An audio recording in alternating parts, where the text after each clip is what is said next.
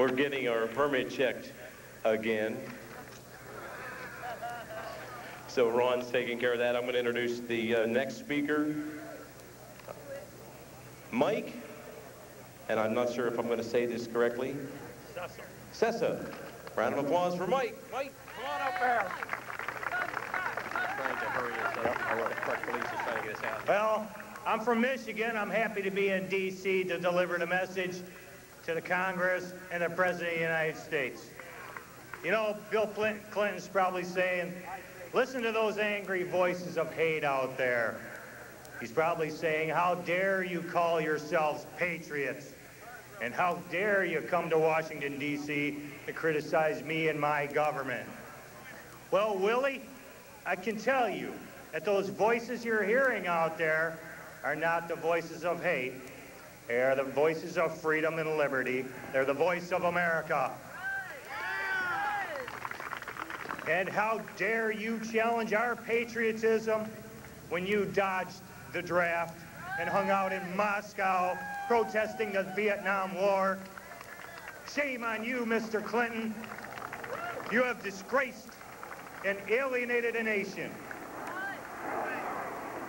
You should hang your head in shame, because it is you who are not a patriot, and don't you dare try to call yourself one.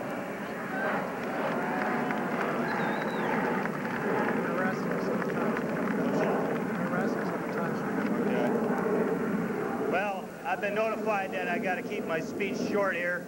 I really shortened it up. Let me just cut to the chase here. You might have saw about 2 weeks ago we did a rally up in Michigan called GunStock 95. Well, the day before GunStock 95 was to occur, the BATF released a 10-page news release to the media which said that we were going to be lying in what we were saying, that we endangered federal agents' lives. You know, what really goads me is their opening statement, that because we're talking about them and their terrible track record of reckless and shabby so-called law enforcement, that we somehow endangered the lives of federal agents. Now that is totally ridiculous. This statement alone should send up warning flags all over the place, because now the so-called nice federal agents are really saying our speech must be limited and we must not criticize the godlike federal government and their federal agents. That, my friends, is an affront to our freedom. If BATF wants to clear the air, then do so under oath of law, but don't come around Michigan press releasing your bullshit while trying to intimidate us for spotlighting your irresponsible actions.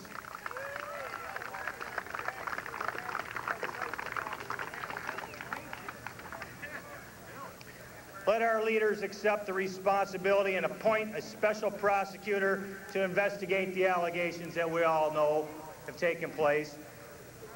Let our leaders apologize to the country for the various cover-ups that they themselves have been involved in.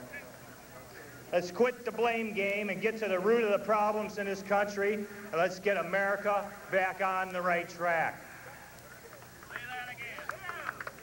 Let's get America back on the right track.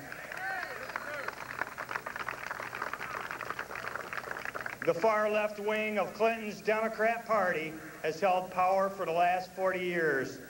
They must stop playing the Oklahoma disaster for their own political gain.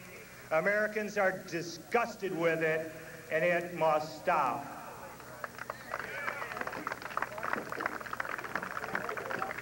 In closing, I want to appeal to the good sense and decency of Mr. and Mrs. America in joining with us as we call for an investigation.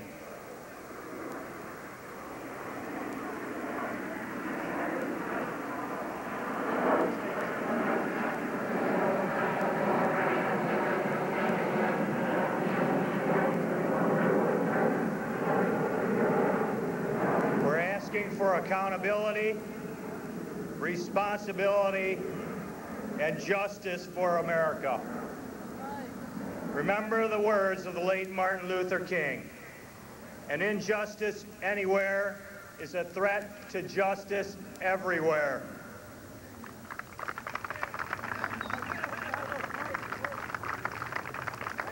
Don't let them get away with this. Don't let them take your guns. Don't let them steal your liberty, for the cost is too great. Thank you. God bless America. Be prepared. Register your vote and use it wisely.